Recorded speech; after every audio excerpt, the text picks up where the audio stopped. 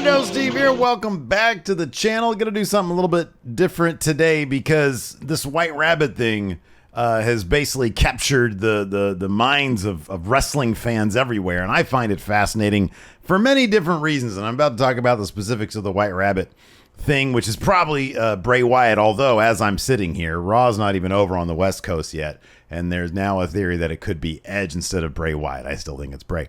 But the whole thing is fascinating to me for reasons that go beyond the actual story of whatever this White Rabbit thing is. So let's just rewind. It was a couple weeks ago that people started noting on social media that during the breaks in action at house shows, there was a couple incidents where an a cappella version of Jefferson Airplane's song White Rabbit would be played and the lights would go to red. Now, a lot of people immediately thought of Bray Wyatt because the Fiend was known. He was synonymous, of course, with red lights. So this started spilling over into the actual broadcast of WWE programming, not necessarily with Jefferson Airplane, but some mysterious vignettes. Now, over the years in WWE, we've had plenty of mysterious vignettes. Some have panned out to be something kind of cool. Take, for example, Chris Jericho's debut in WWF. We had the countdown stuff, which was probably the lead up to the greatest debut in wrestling history. Still to this day is Chris Jericho's original 1999 debut in WWF when he cut off The Rock. It was amazing. And Chris Jericho's always been kind of like that. In fact, the closest thing I can think of to this White Rabbit stuff is 2007's Save Us Code thing that Chris Jericho sort of initiated when he was coming back to WWF. And he actually had people like trying to solve a code, and it wasn't the most sophisticated code in the world. You just add a 1 to 3 different digits and you come up with Y2J. Kinda simple, but still fairly sophisticated for WWE at the time, for them to have people, channel their inner Zodiac and try to figure out a code. But beyond that, like I was doing a bunch of research earlier on like mysteries in wrestling. And like, it was like, who hit Stone Cold Steve Austin with the car? Who was GTV, which never actually panned out to be anything. Honestly, most of these were like mysteries that Vince McMahon would greenlight and then never be resolved.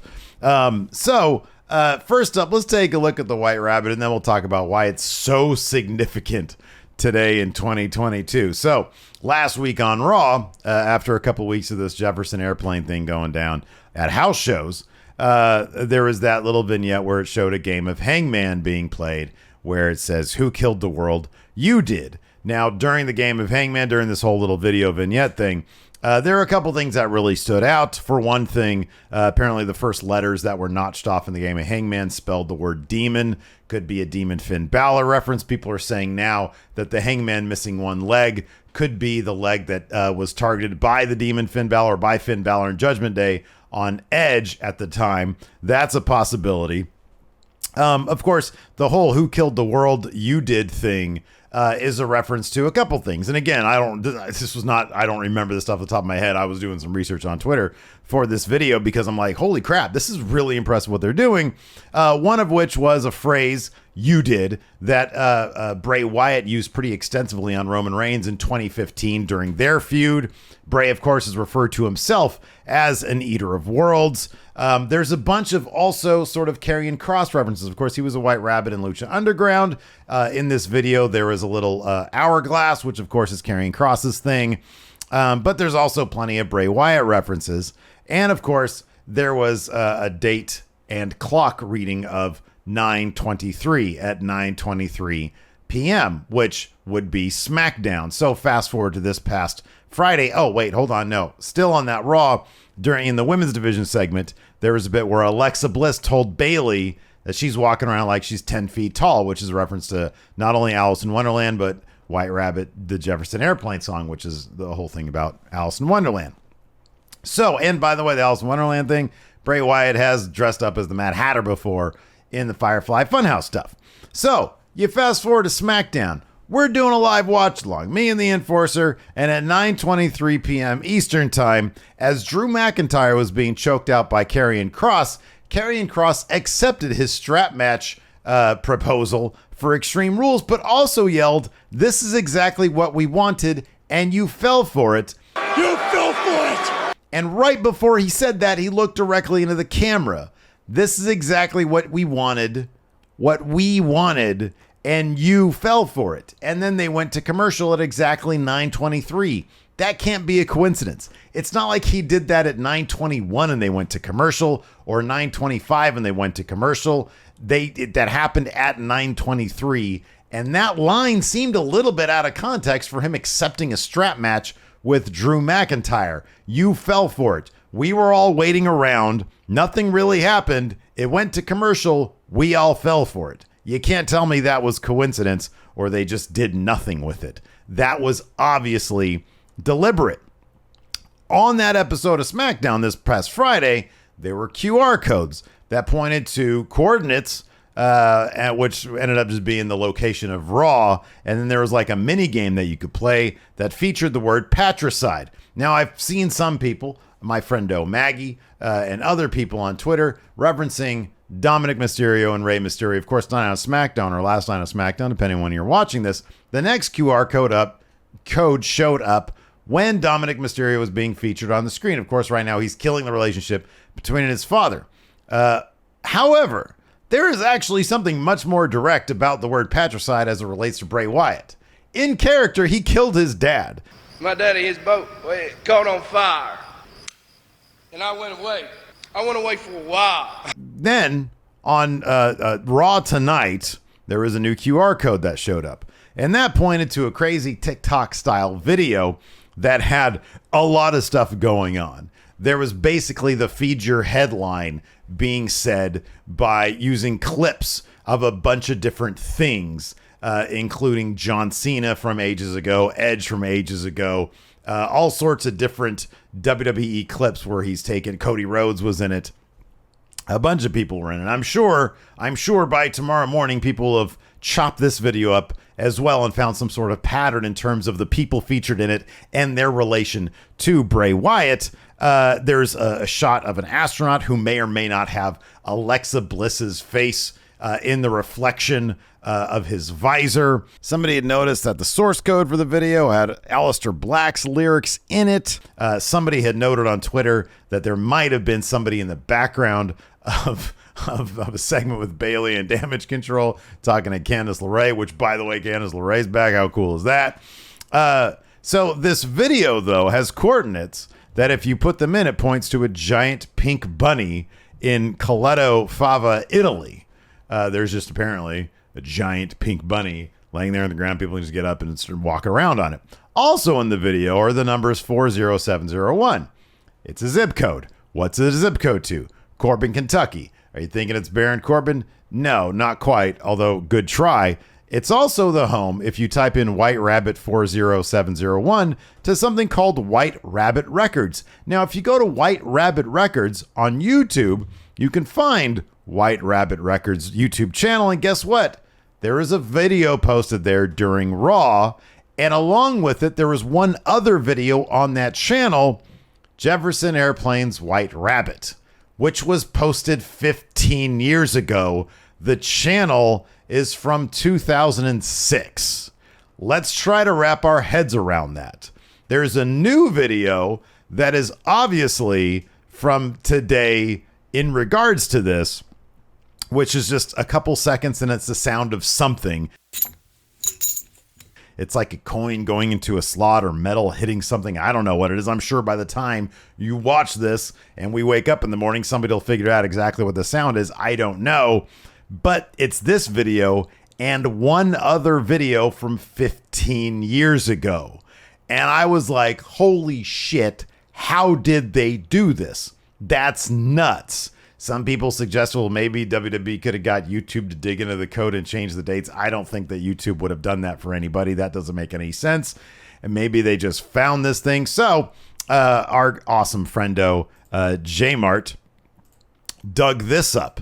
He went into the old Wayback Machine and found that White Rabbit Records was evidently posting all sorts of classic songs from the 60s, 70s, and more, including Jefferson Airplane's White Rabbit. Another friendo named Project_Johnny, Jonny on Twitter, said there's even earlier. He says, I did this, but with the channel's actual ID, and it goes farther back to the channel being named Martislandia / Marty Slick, and both have a corresponding Last FM account as well. I actually went and looked up Martislandia / Marty Slick, and there's an Instagram page. This person is an artist. Yeah, Marty Catalan. And they do sort of psychedelic artwork on Instagram. So what I'm thinking is this.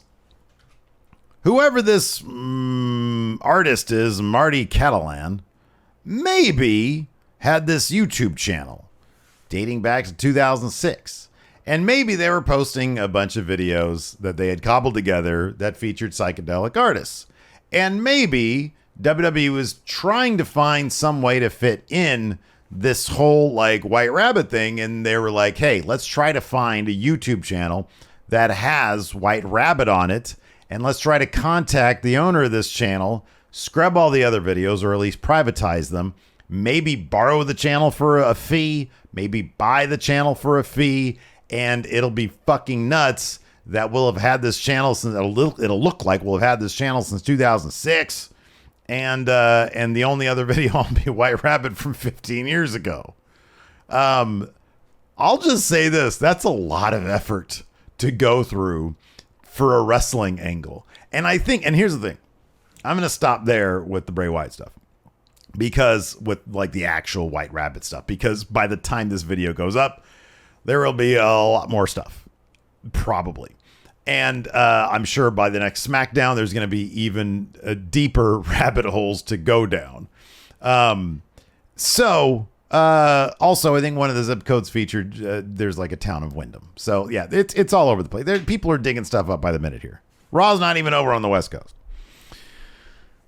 But the bottom line is this.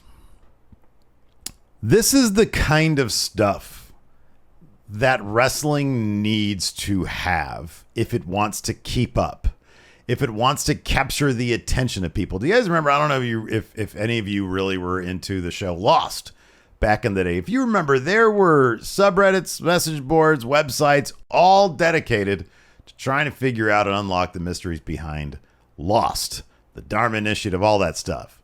I was one of those nerds who loved reading that stuff because I liked that show. And then the last season of it happened and it sucked. But this is the kind of thing that you want your fans to be invested in. And this is the kind of thing that Vince McMahon never would have understood. I have often said, along with Larson over at Going in Raw, that the presentation of wrestling needs to be advanced significantly to keep up with the entertainment demands of today. It is stuck 40 years ago with their general president. I'm not talking about all the bells and whistles, the lights and stuff like that. It's this kind of stuff. And this isn't necessarily new to pop culture. I think the Matrix movies was doing this kind of AR stuff a long time ago. All sorts of movies, and I'm pretty sure like music stuff, has been doing this AR stuff for decades now. Wrestling has never caught up with that because Vince McMahon doesn't understand it. Now that there's a new guy in charge, I feel like we're going to be getting more stuff that just feels relevant for today. You need people invested in your product.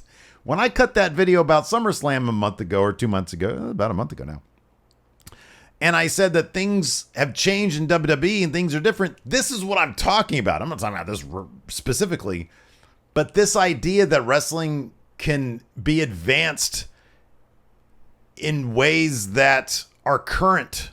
The presentation can be new. It can be fresh. It can be interesting. It doesn't have to be the same old thing that it has been for 40 years. The same old thing that Vince McMahon has sort of built around it and has stubbornly clung on to for decades upon decades. And that's what's so fascinating about this. This is something that we have not seen in professional wrestling, and it kind of feels like a breath of fresh air. It feels like someplace where it needs to go. Otherwise, it will continue to diminish. I don't know if you guys saw, but SmackDown this past Friday did like 2.5 million viewers, which is the most since I think early 2020 pre-pandemic.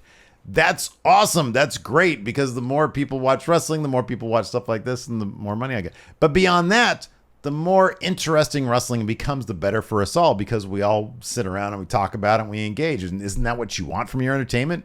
It shouldn't be a chore to watch this stuff. It should pique your interest. It should, ignite some creativity in you. And that's what that's what this is. And it's totally Bray Wyatt, by the way. I mean, it's not going to be anybody else. I don't care what people say. It's totally Bray Wyatt.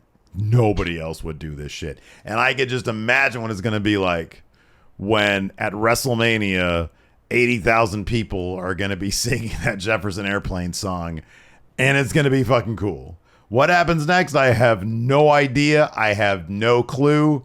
But this is really cool. Shout out to everybody who hit me back on Twitter, Jmart, Maggie, Project Johnny, everybody else that I saw on Twitter posting stuff. It's awesome. It's really cool. It's really neat that they're doing this.